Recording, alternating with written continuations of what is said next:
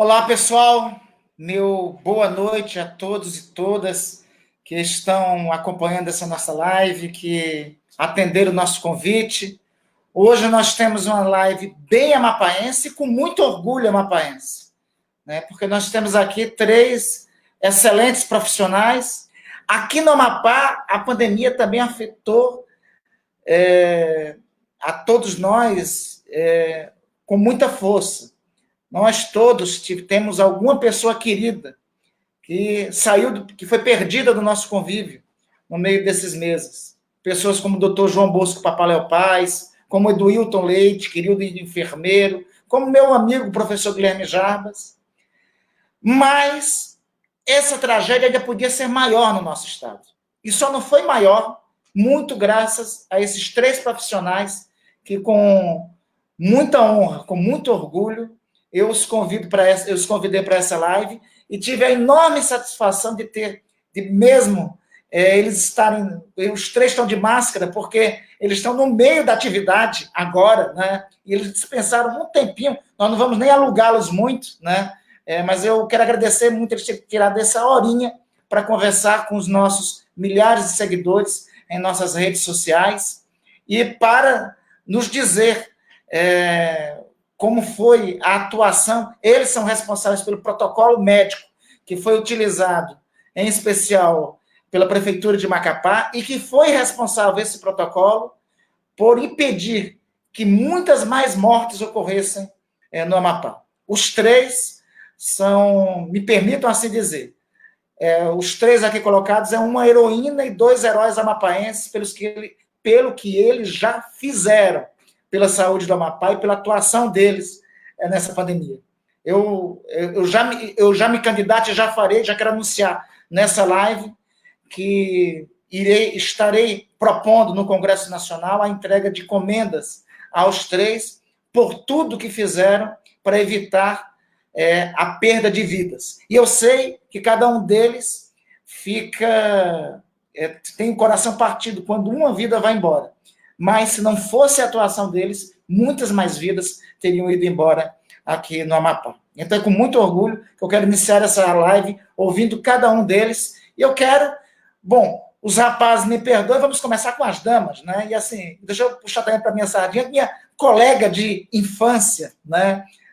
Na escola Santina Rioli, né? E há muito tempo, há muito que eu a admirava, ela depois se tornou até cardiologista dos meus pais também, e teve uma atuação, e tem tido uma atuação fantástica agora no combate à pandemia. Ana, é um prazer te ouvir. Conta aí, eu quero começar com essa provocação para os três.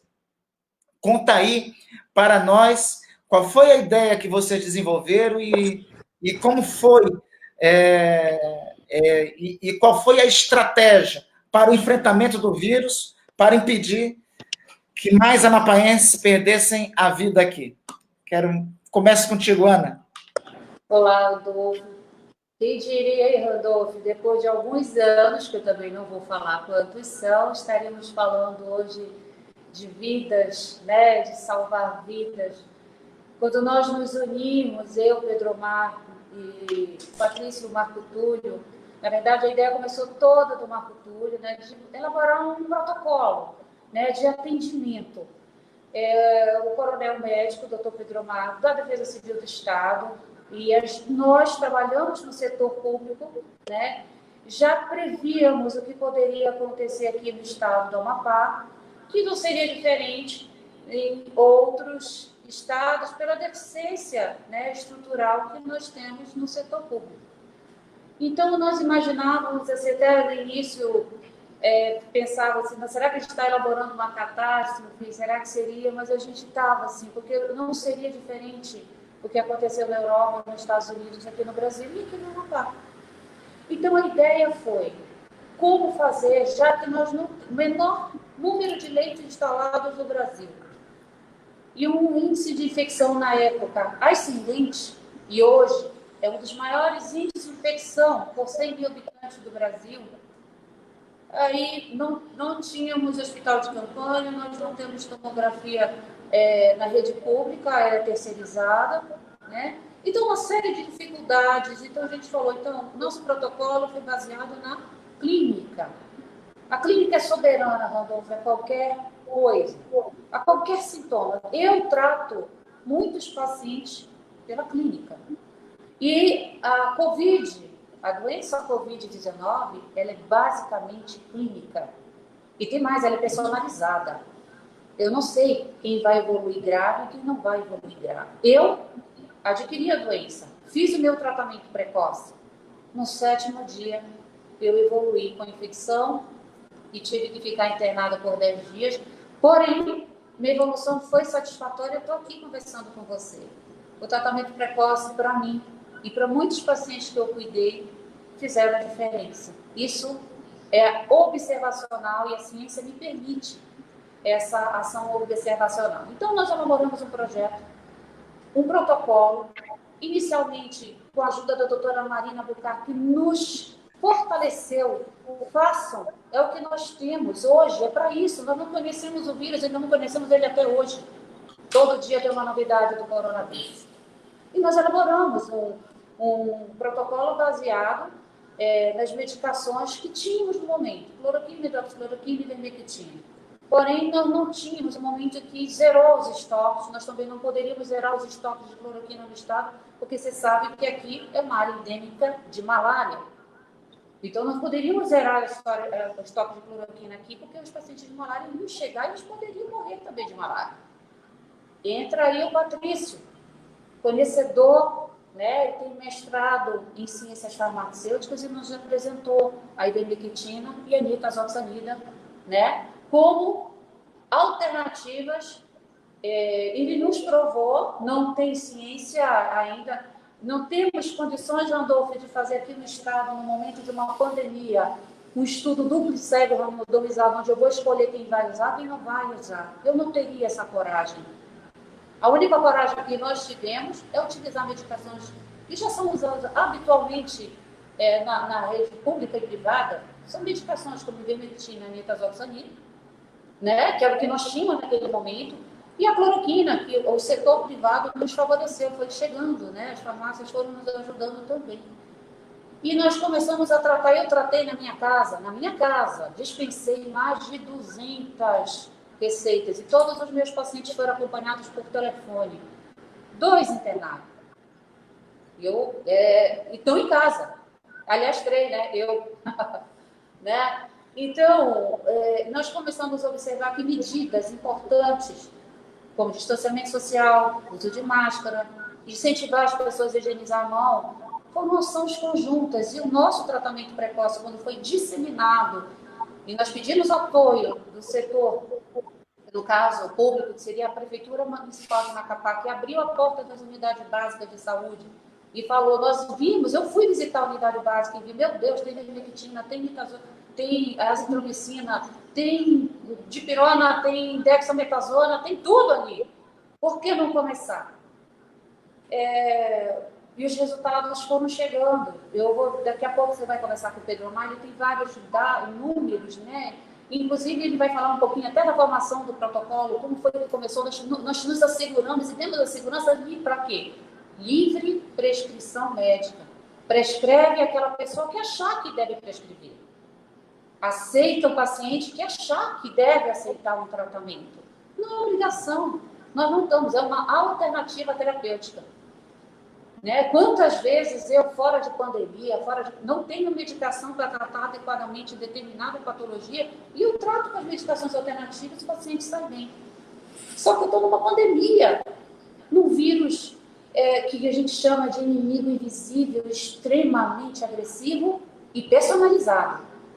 Imagina, Randolfo, que aqui no estado do Amapá diz, né, na literatura, que 5% da população pode evoluir com uma piora grave, né, até necessidade até de uma UTI. Agora, nós somos 800 mil habitantes, 40 mil pessoas. Como que eu ia atender 40 mil pessoas se 40 mil pessoas evoluíssem de forma grave? Macapá, que tem 500 mil habitantes. Como eu ia atender 25 mil pessoas da forma grave? Então, nós pensávamos em tudo isso. Dados que a gente recebia da ciência e com as condições que nós tínhamos naquele momento.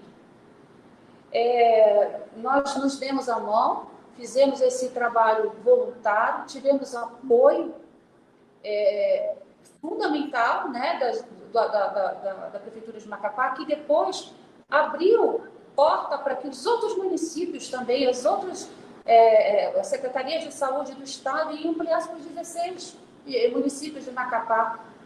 E nós começamos a acompanhar esses números e cada vez os números nos alegrando, nos fortalecendo e fazendo acreditar que medidas conjuntas e o tratamento precoce dá, sim, uma oportunidade da gente manter a integridade e a vida de muitos. Todos, infelizmente, não. Né? Até mesmo em outras patologias, a gente pensa, a gente faz, estuda, pensa que vai dar certo, quando vê o indivíduo morre por algum fator ou outro. Não seria diferente no coronavírus.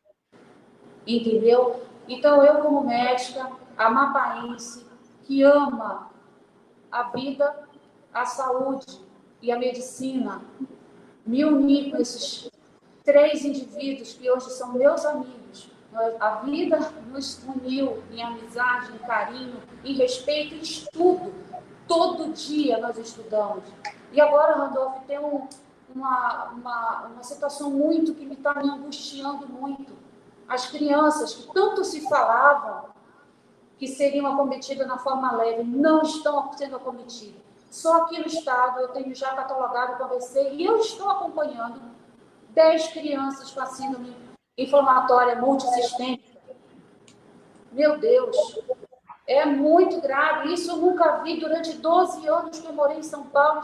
Eu trabalhei no Instituto de Dante Pazanese de Cardiologia, referência na cardiologia no Brasil e na América Latina. Eu nunca vi chegar 10 crianças ao mesmo tempo com a síndrome multissistêmica inflamatória e com a síndrome de Kawasaki.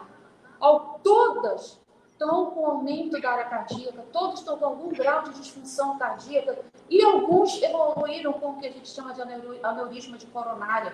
Como eu não vou agir?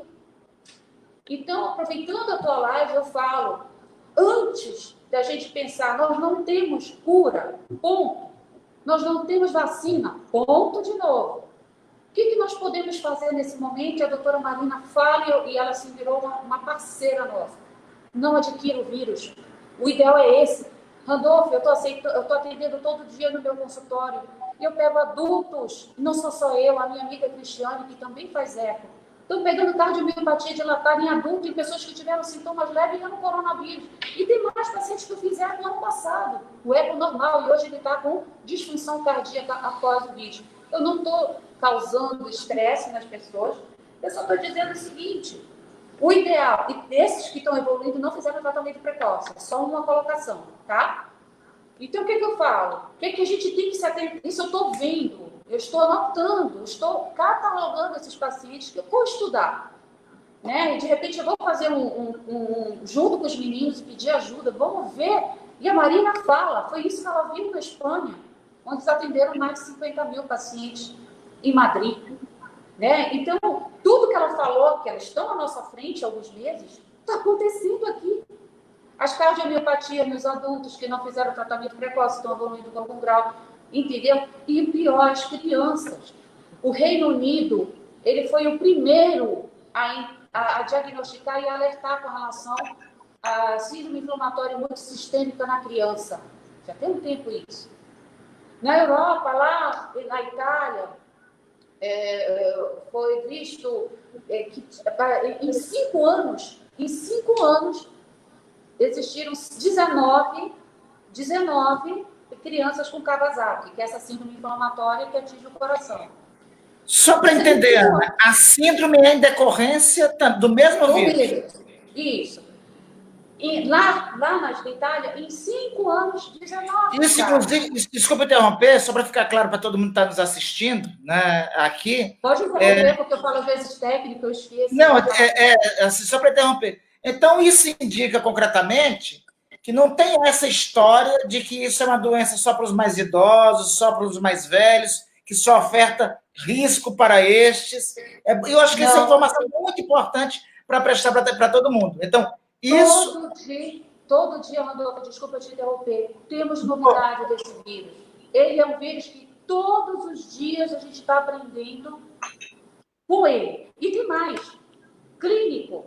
É clínico o negócio. É olhar para o paciente e evolução, não melhorou, vamos atrás, e a gente vai atrás dos sintomas que o paciente vai apresentando e a gente chega a uma conclusão, entre aspas, diagnóstica, entendeu? Aqui no Brasil, em Macapá, enquanto lá na Europa, na Itália, foram 19 casos em 5 anos, em 1 mês e meio nós tivemos 10 casos. Em 1 mês e meio tivemos 10 casos aqui em Macapá.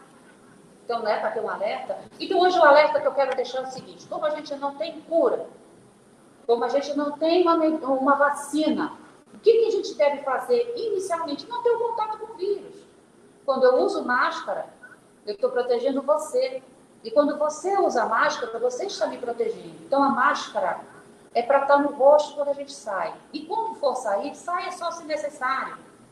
Outro ponto, distanciamento de 1,5 metro. É distanciamento. Não é isolamento, é distanciamento. Manter o distanciamento entre as pessoas. E outra coisa, lavar as mãos com água e sabão. O álcool gel, ó, é só uma alternativa na ausência de água e sabão. Se nós fizermos isso, o que está acontecendo que eu estou entendendo também? Os pais, como que essas crianças... Eu peguei uma criança de 3 meses, Adolfo, doente. Essa criança pegou como? O adulto que trouxe para dentro de casa. Então, o adulto, ele tem sim que tomar os cuidados de higienização da mão. Chega em casa, tira a máscara. Eu vou tirar aqui só para você. Ó, como tira a máscara. Vou tirar aqui para você ver. Por trás das orelhas, entendeu? E higieniza a máscara. Higieniza, lava. Vá tomar um banho, tire sua roupa, depois abrace seu filho. Mas vamos seguir aqui. Pedro Omar, deixa eu fazer então... Deixa eu dar uma sequência aqui com o doutor Pedro Omar. O doutor Pedro Omar... Ele está por aí. Que ele está fazendo, ele está carregando aqui um negocinho. Então, peraí, eu passo para o Patrício? Você passa para o Patrício, por favor. Então, pronto, deixa eu passar para o Patrício, então. O doutor Patrício Almeida é epidemiologista. Em uma pandemia, é a primeira pessoa que tem que ser ouvida, os epidemiologistas. E ele, eu tenho visto, nós nos encontramos no curso dessa pandemia, me parece que foi ali numa entrevista que eu ia dar na TV Record, vocês estavam. O doutor Patrício é uma das pessoas que eu acho mais empolgadas com a perspectiva, com o protocolo que Patrício, o doutor Ana Chucre e o doutor Pedro Omar montaram e que tem, como eu já disse, salvado muitas vidas aqui. Patrício, deixa eu te perguntar. A Ana falou também sobre números. Em números de hoje, nós temos 30.763 amapaenses infectados, 467 óbitos, em números de hoje. Né?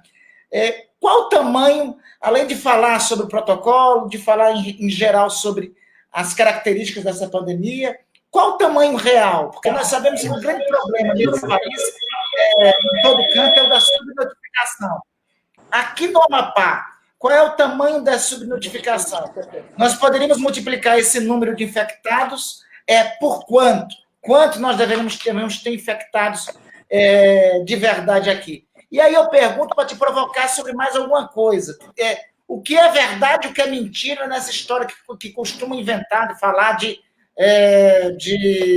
contaminação de rebanho, né? Que chegaria a blindar. O que é verdade, o que é mentira, o que é que pode ser seguido. E esclarece para a gente também o que muita gente fala, que surge muito no meio de comunicação, que é essa história de segunda onda. Como é que ela pode vir a ocorrer e quais os riscos que nós temos disso aqui em nosso estado?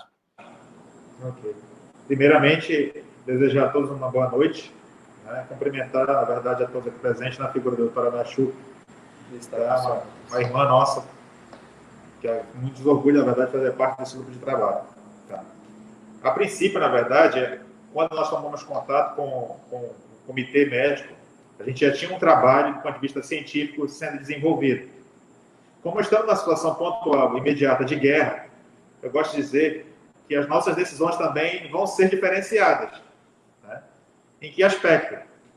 Nós precisamos usar as armas que nós temos à nossa disposição. Só diminuir aqui o volume que está dando eco para mim e eu acabo me ouvindo. Só um minutinho. Faz como eu fiz. Será que eu fechei aqui? Fechou. Acho que eu fechei aqui. Não, tá aqui. Para que ele vai ficar. Oi. Aqui nós te ouvimos bem. Não, agora a gente não está ouvindo, Patrício.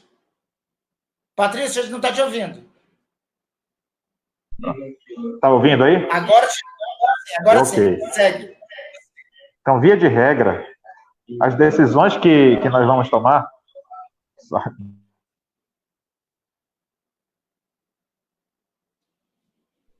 É ao vivo, né? Mas é complicado. Vamos lá. Não, que então, assim, via de regra, melhor. As decisões que nós tomamos foram baseadas em quê? Uma situação específica de guerra, né? Lembro que, como cientista, a gente segue um método do rigor científico. Mas a situação de guerra que nós vimos evidenciado na situação especial do final de 2019 e início de 2020 era a seguinte. Perspectiva. Tínhamos um vírus, o SARS-CoV-2, que não tem um tratamento ainda específico, tá? Não tem uma vacina ainda definida de forma clara, apesar de que existem vários estudos agora na fase 3, e duas vacinas agora em fase bem avançada, e provavelmente com resultados até em outubro, provavelmente, a serem mais evidentes, né?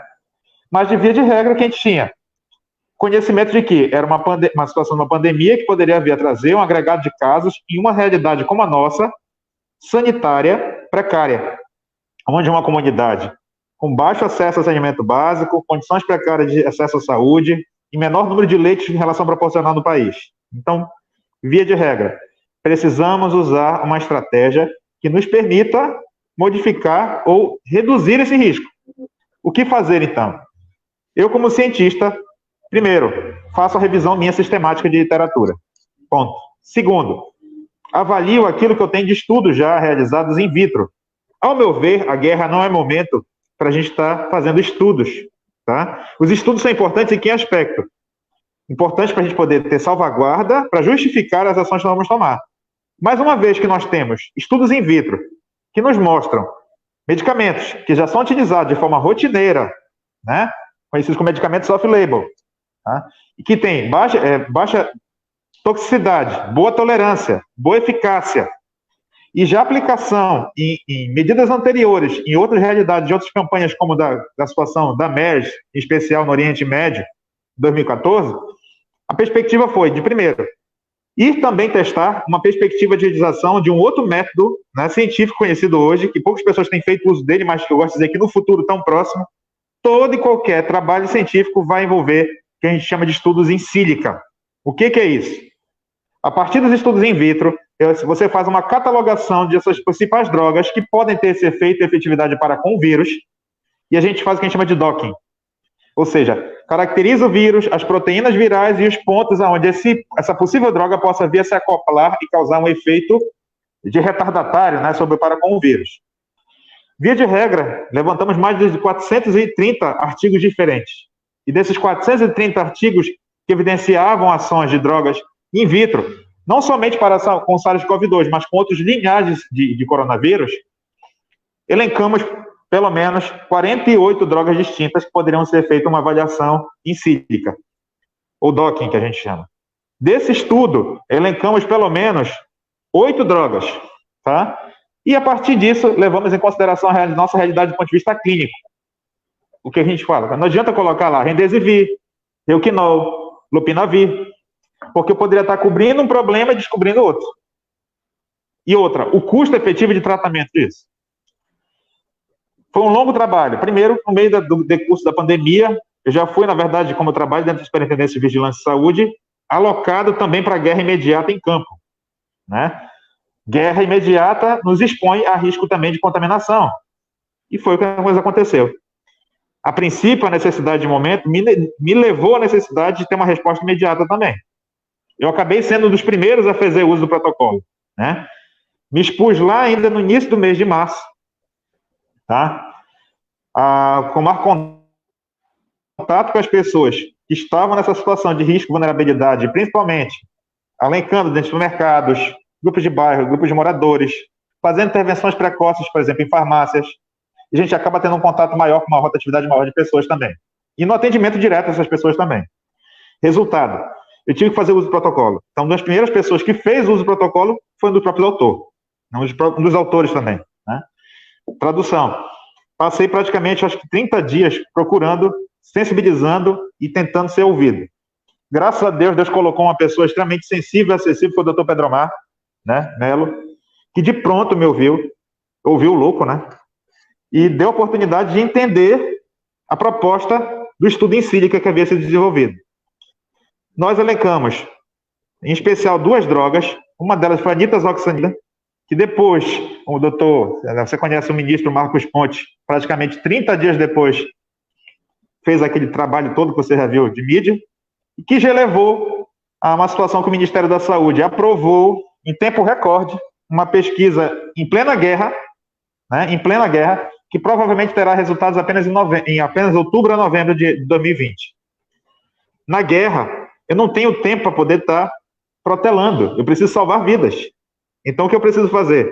Se eu tenho evidências in vitro, se eu tenho evidências em sílica, que me demonstram, e principalmente drogas que não interagem entre si, elas não têm o que a gente chama de interação medicamentosa, elas têm boa eficiência, boa eficácia, baixa, que a gente chama de citotoxicidade, tradução, não trazem danos ao organismo, e principal, a gente elencou dentro dessas drogas medicamentos que já faziam parte da rotina da atenção básica e saúde, ou seja, medicamentos que eram de fácil manuseio pelos clínicos.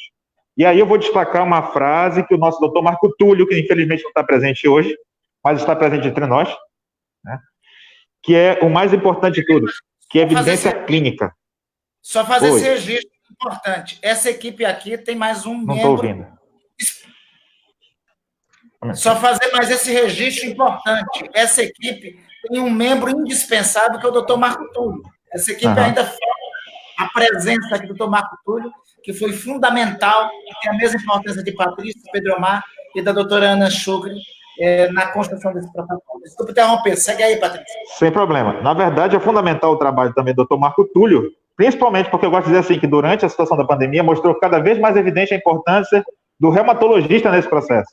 Tá? Até porque é um dos profissionais que mais é bem habilitado, ao meu ver, porque trabalha com drogas, tá? Que já tem um efeito anti-inflamatório, tá? Imunomodulador, que foi exatamente de acordo com isso.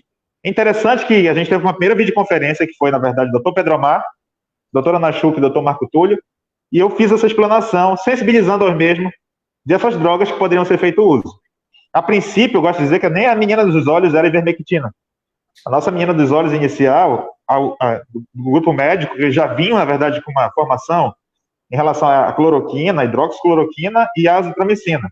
E eu disse, poxa, eu vou trazer para vocês 2 perspectivas agora, tem uma boa tolerância, uma boa eficácia, baixa toxicidade, e principalmente é de fácil manuseio por parte dos clínicos, porque eles já trabalham com essa na rotina deles do dia a dia.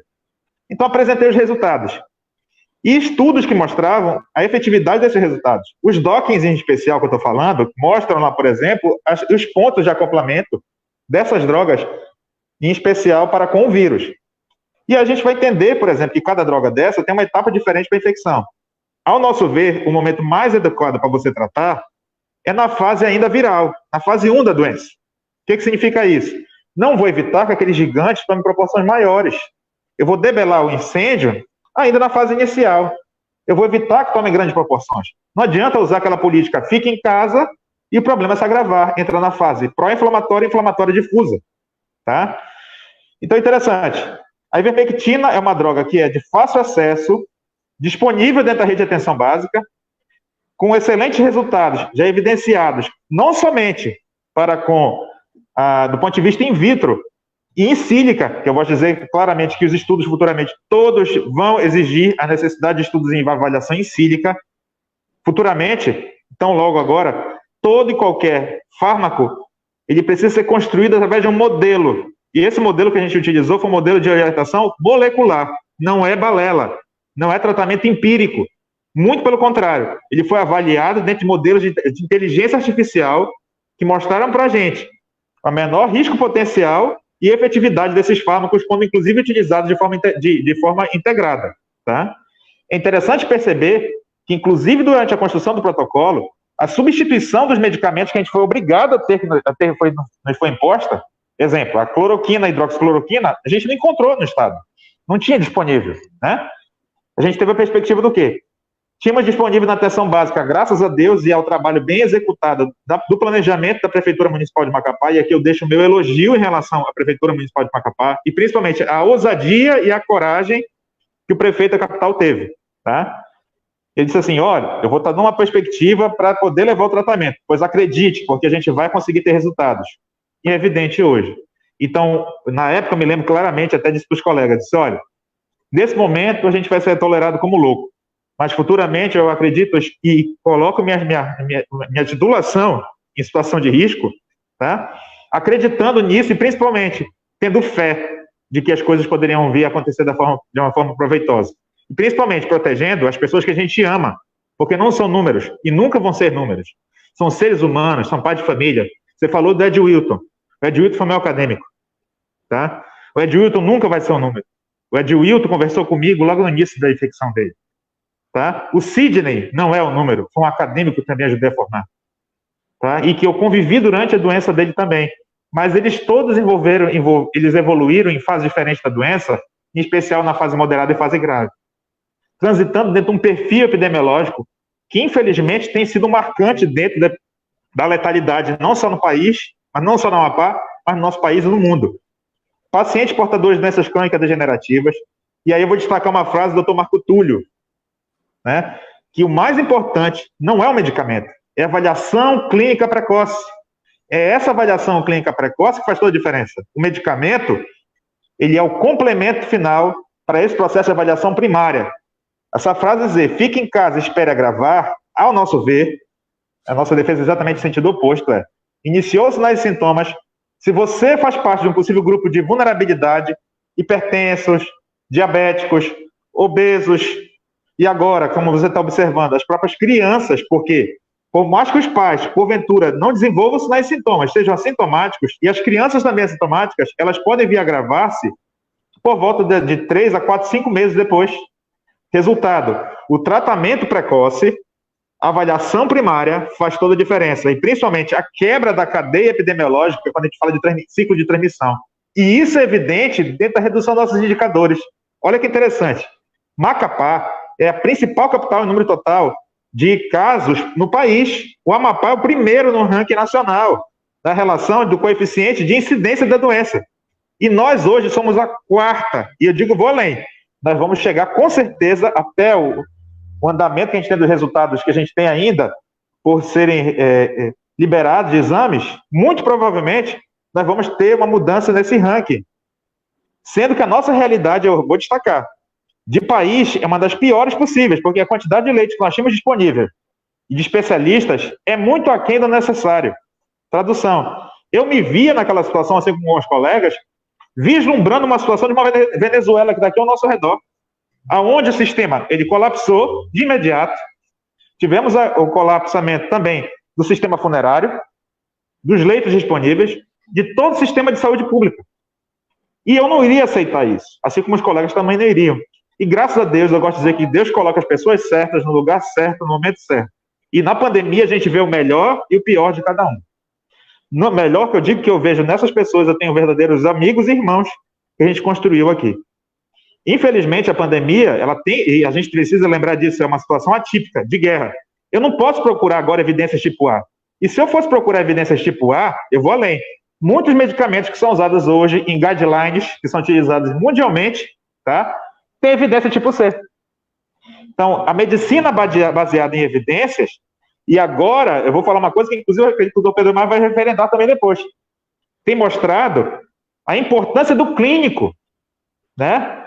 Da medicina baseada em evidências, mas não baseada em evidências tipo A, o academicista, mas uma medicina baseada em evidências, mas, acima de tudo, humana, que vai procurar, acima de tudo, referências baseadas em estudos científicos, mas principalmente em referências de boa execução que já foram aplicadas em outros países. E existem países que tiveram situações muito diferentes da nossa, não muito diferentes da nossa, como a própria África, como a própria Índia, que fizeram uso desses medicamentos, em especial da ivermectina, com excelentes resultados, evidenciando aqueles resultados que nós tivemos in vitro e em sílica. Perspectivas em relação à pandemia. Não sei se você chegou a acompanhar, senador, mas a gente chegou a fazer um estudo anterior em relação à situação do pico, e a gente chegou, inclusive, a ter uma confirmação disso, né? A gente disse, olha, até o início agora do provavelmente mês de julho, a gente teria uma situação de platô e decréscimo a partir do dia 10, e foi o que se consubstanciou.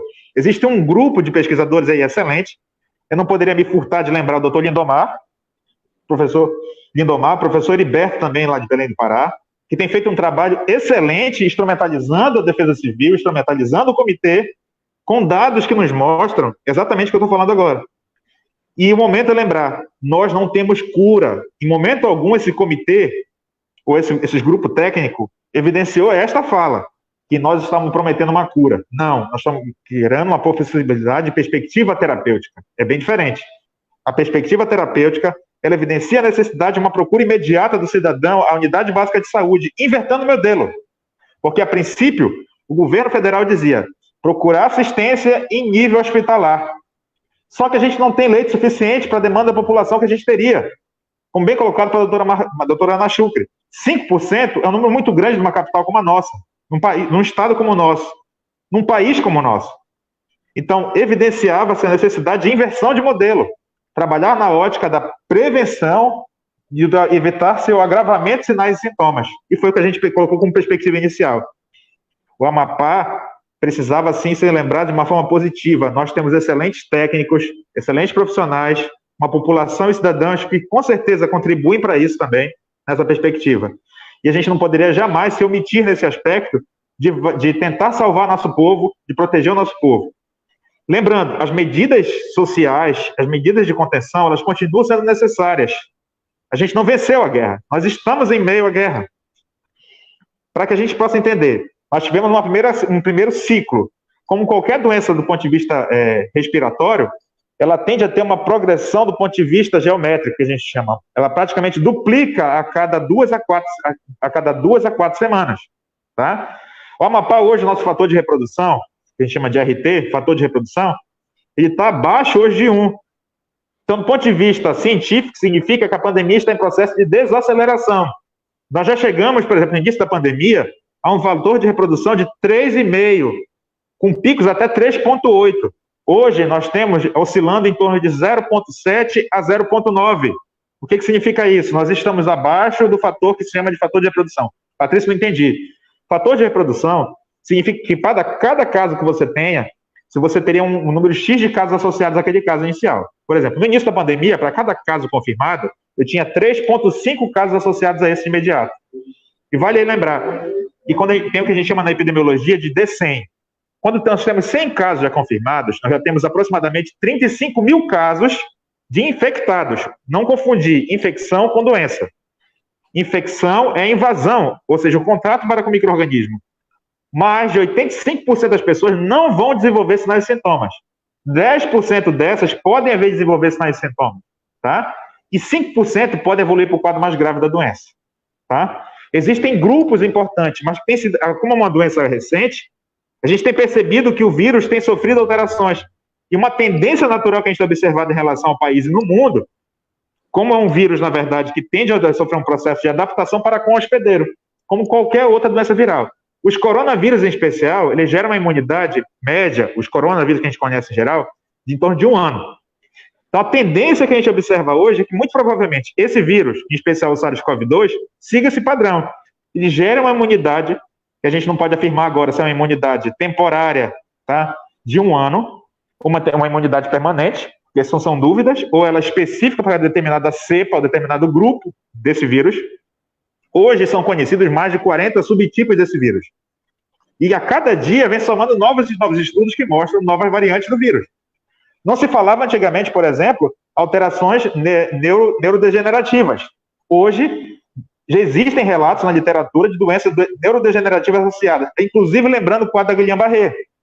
Não era esperado complicações entre crianças.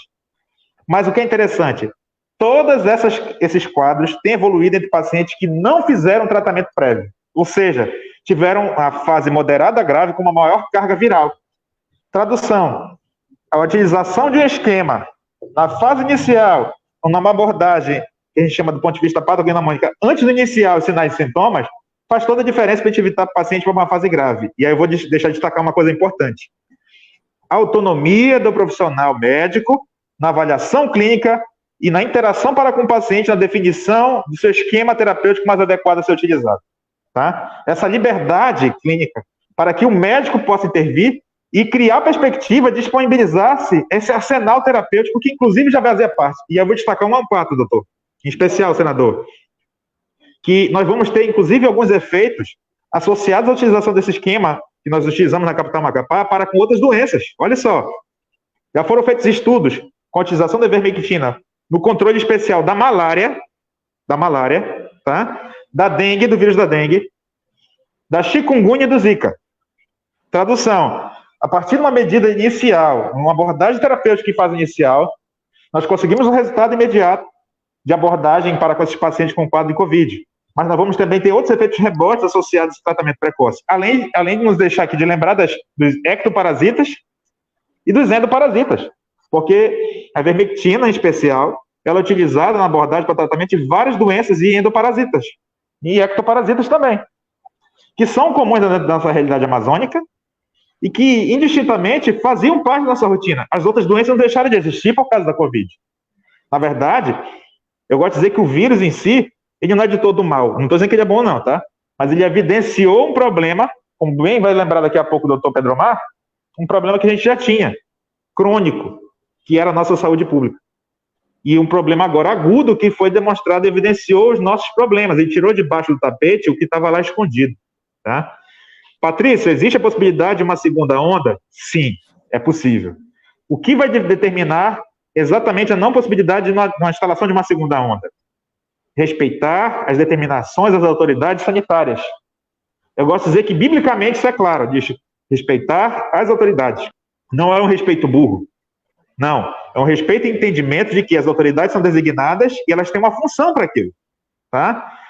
Qual é a função? Primeiro, manter o distanciamento social, fazer uso do álcool gel. Não é o mais importante, mas é a lavagem das mãos.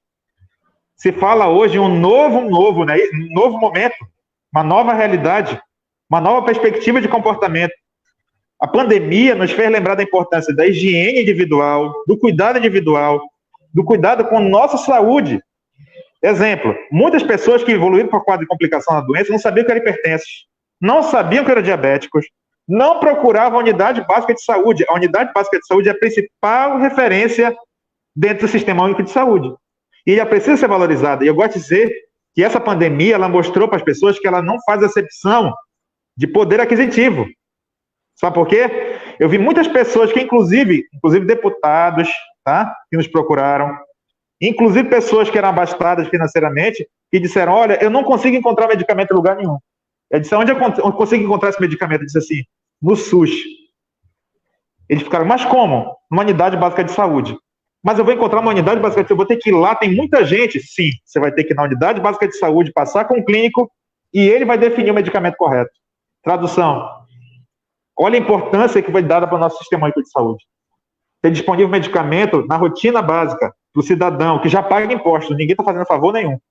Na verdade, a gente só está mostrando o valor do nosso sistema que deveria e deve ser gratuito. Né? Garantir o acesso à comunidade, lógico. Lembrando que dentro da rotina regular, nada está vencido. A guerra, ela tem um procedimento, mas desde que a gente evite esse procedimento, como? Ela não vai acontecer se a gente tiver o cuidado de distanciamento social, evitar formar aglomerações, principalmente em casa, está observando, se tem início de sinais e sintomas, procurar o tratamento precoce.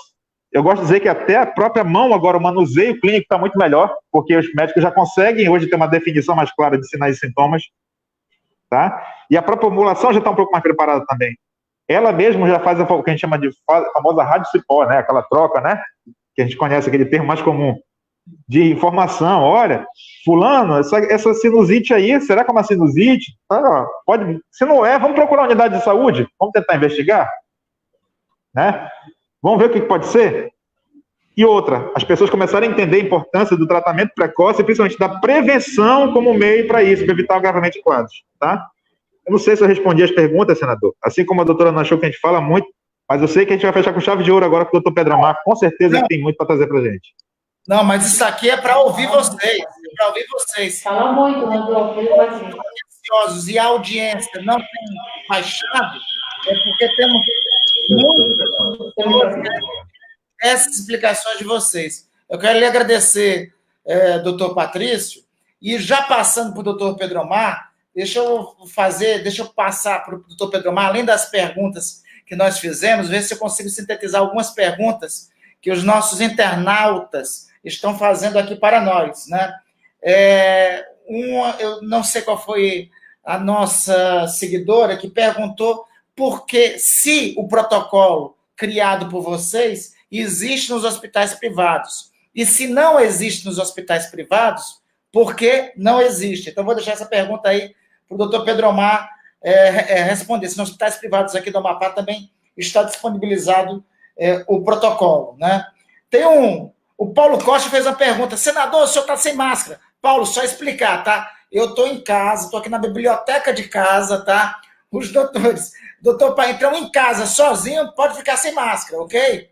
A máscara, reiterar o que os doutores disseram. A máscara é indispensável. A doutora Ana Chucre, o doutor Patrício Almeida e o doutor Pedro Omar estão ainda no trabalho, inclusive estão no mesmo ambiente de trabalho, no QG, no quartel-general, onde estão enfrentando a pandemia. Aqui, nós, inclusive, temos que agradecer esse tempo disponibilizado por eles para conversar conosco. Tem muitos comentários aqui em relação ao doutor Marco Túlio, então reiterar meus cumprimentos ao doutor Marco Túlio, por outros compromissos assumidos, ele não pôde estar nessa live, mas como já foi dito pelo Patrício, já foi dito pela Ana, o doutor Marco Túlio é parte integrante dessa equipe, foi quem desenvolveu esse protocolo de atendimento, também merece todas as nossas homenagens. Mas tem uma outra pergunta, além da pergunta aqui feita, sobre os hospitais privados, Pedro Omar, tem uma outra pergunta aqui que foi feita, sobre a relação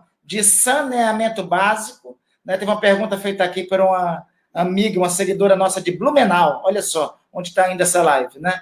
Perguntando sobre a relação de saneamento básico com a pandemia, o que é que isso tem a ver e o que é que a ausência de saneamento básico em nosso país pode ampliar os riscos de contágio nessa pandemia. Tem uma pergunta sobre quando é possível o restabelecimento das aulas, mas não respondo essa agora, eu vou deixar na nossa segunda e última rodada dessa live, né, para vocês concluírem. Aí a pergunta que eu farei para vocês é quais são as etapas do retorno. Mas vamos deixar para a segunda etapa. Eu passo aí para o doutor Pedro Omar para conversar conosco. Boa noite, senador Andolfi. Boa noite a todos que nos acompanham nas redes sociais. Queria agradecer, em nome do Comitê Médico de Enfrentamento à Covid aqui no estado do Amapá, do qual eu honrosamente estou presidente. Pedro Omar, só uma coisa que eu esqueci, que estão me cobrando aqui. Faltou apenas, o Nazareno está lembrando, passo para ti também uma pergunta. De acordo com o número de notificados de hoje, 30.763, o que é a realidade da infecção no Amapá? Quanto de cada um desses podemos ter de subnotificados? Eu também esqueci de destacar uma coisa, né? O doutor Pedro Omar é médico do Corpo de Bombeiros do Amapá, médico da Defesa Civil do Amapá, né? E é a partir do trabalho de coordenação e enfrentamento, que está na coordenação de enfrentamento à pandemia, que, como já foi dito pelo Patrício, se deve muito a ele, né, a adoção em geral desse protocolo. Desculpa, Pedro Omar, segue aí. Obrigado, senador. Na verdade, houve uma união de forças e nosso grupo ele não disputa protagonismos. Nós sabemos da importância de cada um e somos um time, né? E dentro de um time, todos jogando bem, a gente conquista as vitórias. E foi isso que nos levou a avançar aqui, com a participação de muitos. Nós três aqui falamos em nome de muitos. Em nome dos colegas do CRM, eu sou conselheiro do Conselho Regional de Medicina do Amapá, que agradeço a todos os conselheiros que acreditaram no nosso passo de fé, quando lá no mês de abril ainda, quando pouco se falava em tratamento precoce, nós nos unimos ao presidente do Conselho, do Eduardo, nossa vice-presidente, a conselheira Maria Tereza, doutora Maraci, e todos os outros que participaram de uma ata, de uma reunião, que aprovaram o nosso protocolo de maneira unânime. nos acompanhando com esse passo de fé e sem nenhuma restrição a esse protocolo. A Procuradoria-Geral do Estado e a Superintendência de Vigilância em Saúde, que também entenderam que se tratava de uma ação necessária para salvarmos vidas aqui no Estado, ao Ministério Público Estadual, na pessoa da Procuradora Ivana, que se sensibilizou com a nossa apresentação, com a nossa motivação humanitária, né? O nosso único conflito de interesses que a gente tem que declarar honrosamente aqui é salvar vidas. E, felizmente, as coisas avançaram porque, na nossa opinião, houve uma junção de fatores, de pessoas e de situações que se juntaram. A Defesa Civil, ela agrega uma visão humanitária, uma visão despolitizada, uma visão voltada para a sociedade, acreditar que realmente o nosso compromisso é esse. E isso abriu portas um dos pontos mais importantes que nós consideramos do nosso movimento, que foi esse: nós baixarmos as bandeiras ideológicas e de politização em relação ao enfrentamento de uma guerra. E o tratamento precoce, que foi a nossa ação principal que nós conseguimos realmente avançar, só para ressaltar, senador, o nosso comitê médico, a exemplo do que vários outros médicos estão fazendo de maneira proativa, voluntária, ele se uniu através de uma conversa minha e do Marco Túlio e foi montado com a participação voluntária de médicos do Amapá que se uniram em torno de um objetivo e de uma razão que era literalmente o desespero pelo que estava chegando até nós. E nós nos unimos para irmos até a gestão, nos apresentamos até ao governo do Estado, à Secretaria Estadual de Saúde. O governador entendeu a importância desse comitê, criou o comitê através de decreto e o anexou ao COESP, que é o nosso Centro de Operações de Emergência em Saúde Pública, e a partir daí a Defesa Civil pôde avançar junto com o comitê e nós fizemos um parecer que muito nos orgulha hoje, como Defesa Civil e como médicos militares. Nós propusemos uma medida emergencial em saúde pública, mediante desastre biológico, porque sabíamos que estava configurado um desastre biológico e anexamos o protocolo, a proposta do protocolo de tratamento precoce, ainda no mês de abril, a esse parecer, porque precisávamos dar um passo a mais. Não bastava para nós somente autorizar o médico a prescrever, como é o que está ocorrendo hoje ainda em outros estados. Muitos colegas estão lutando contra isso. Nós precisávamos de mais. Nós precisávamos que a gestão, que os gestores fornecessem medicação para a nossa população. E aí eu lhe respondo a sua primeira pergunta. Somente 8% da população do Amapá tem acesso à rede privada. 92% da rede necessita do SUS. Em tempos de guerra, de pandemia, de uma epidemia, de um desabastecimento, quem teria condições de chegar a um médico, de pegar uma receita e de ir até uma farmácia para comprar? Então, essa foi a nossa bandeira, que nos levou a alinhar com os 16 municípios do estado, e isso eu ressalto que não foi um trabalho só nosso do comitê, foi algo que desencadeou um efeito em cascata e nós pudemos descentralizar essa ação do governo do estado para a atenção primária, porque é de lá de onde os pacientes agravam, de lá onde os pacientes vêm primeiro, onde eles buscam atendimento na fase inicial da doença. Então, nós descentralizamos a nossa ação para que as prefeituras e as secretarias municipais de saúde pudessem atuar, abastecendo as suas unidades, oferecendo medicações para os pacientes. A gente sabe que é natural isso, é histórico isso, na verdade, que as pessoas que estão no atendimento na rede privada têm condição financeira, têm acesso ao médico mais fácil, têm acesso à tomografia, têm acesso à própria hidroxicloroquina, que quando não tem no estado, manda buscar. Temos exemplos aqui no país, com todo respeito, de 2 médicos famosos que ficaram marcados, o exemplo, na verdade, ficou de conhecimento nacional, Dr. Calil e Dr. Davi Uipe, que não esperaram seu quadro agravar, fizeram uso das medicações na fase precoce. E eu digo aqui no Amapá que nossa abordagem nós não somos Cloroquina Futebol Clube. Nós somos Tratamento Precoce Futebol Clube. E o Tratamento Precoce Futebol Clube, ele inclui o que o Patrício falou, o que o doutor Marco Túlio já tão bem descreveu, que é uma abordagem muito mais ampla. Não nos conformamos de olhar para aquela fase inicial da doença e não fazer nada, mandar os nossos pacientes para casa com dipirona e paracetamol e voltar somente se tivesse falta de ar.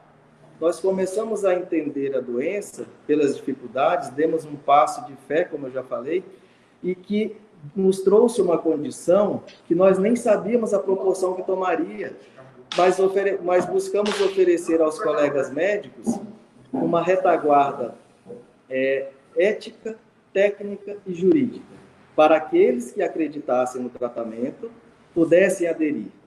E, felizmente, mais de 90% dos colegas, que hoje eu falo aqui em nome de todos os guerreiros da infantaria que foram para frente das UBSs, olhar o inimigo no olho com a faca nos dentes, eles são, né, quem deram a vida, a luta ali na frente, né, e todos puderam dar sua participação, não só em Macapá, mas em todas as unidades. Nós temos grupos de WhatsApp hoje do Comitê Médico, com médicos de todas as cidades do Amapá. Exatamente. Então é importante, inclusive, o dado destacado, que nós, embora temos o maior, proporcionalmente, um dos maiores números de contágio, quando chegamos ao pico, temos um número menor agora, mas tivemos uma letalidade, tivemos até agora, a luta continua, como foi dito aí pelo Dr. Pedro Omar, uma letalidade menor, uma letalidade mais baixa. E isso eu sei que se deve muito ao protocolo que foi encaminhado, conduzido, construído por vocês três e pelo Dr. Marcos Túlio. Então, doutor Pedro Omar, tem meu compromisso para levar isso para o Senado, para levar isso para conhecimento, para levar isso para o Ministério da Saúde, e mais do que isso, todas as homenagens que puderem ser feitas a vocês três e mais ao doutor Marcos Túlio, nós faremos. É nosso dever fazer esse reconhecimento. Eu queria, do fundo do coração, agradecer. O agradecimento aqui é meu como representante dos amapaenses e é também o agradecimento de todos os amapaenses e de tantos e tantos que assistiram essa live de todo o Brasil. Graças a Deus, na minha página do Facebook, nós temos 263 mil seguidores, tem gente de todo o país, tinha gente do Rio Grande do Sul informando aqui que ia compartilhar essa live lá no Rio Grande do Sul para que as cidades lá que estão enfrentando o pico da pandemia comecem a entrar em contato com vocês. Eu sei que vocês já têm sido procurados muito pelo Brasil, acho que vão ser procurados muito mais. O trabalho de vocês é amplamente reconhecido aqui no Amapá. Eu só tenho visto aqui, no decorrer dessa live, só vimos palminhas e homenagens de todo ponto de vista aí para vocês. Tem uma homenagem aqui subindo de uma senhora, Ena de Rubia Chuca. Não, Ena, você não vai. Você é suspeito. Você é fã de dentro de casa, entendeu? Você é fã de dentro de casa. Mas, enfim, brincadeira à parte, Ana, Pedro Omar e Patrício, tem todos os amapaenses que conhecem vocês, agradecem muito. Nós ainda temos muito o que fazer. Nós temos todas as homenagens aos 467 irmãos amapaenses que perderam a vida, as 467 famílias de irmãos amapaenses que cortam o nosso coração, que perderam a vida, são amigos nossos. Patrício disse, o Eduilton foi aluno dele, né? Não são números, são nomes de amores das nossas vidas, né? Mas, graças a vocês, essa tragédia ainda não foi maior aqui no Amapá. Sigamos, escutem o que disseram os médicos aqui. Se for sair, usem máscara. Se for inevitável sair, inevitavelmente, amanhã, por força do meu ofício, eu vou ter que ir em Laranjal do Jari. Mas eu vou para lá com máscara, com 2 ou 3 máscaras, para mudar no horário que tiver que mudar, com álcool, lavar as mãos sempre. Então, isso é recomendação inadiável para todos aqui. Esses cuidados que o doutor Patrício foi bem didático, dizendo aí, todos os cuidados são necessários, e a doutora Ana Chucre também. Por favor, sigam essas recomendações. O Lindomar dizendo aqui, verdadeiros heróis, salvaram muitas vidas no Amapá e agora precisam ajudar, estão ajudando o Estado do Brasil. É isso aí, Lindomar. É esse o sentimento de todos nós. Pedro Omar, Ana, querida colega de escola, Obrigado. Muito obrigado, viu? Um beijo. Muito obrigado a vocês. Um abraço. Muito obrigado. Um abraço. Tchau, tchau.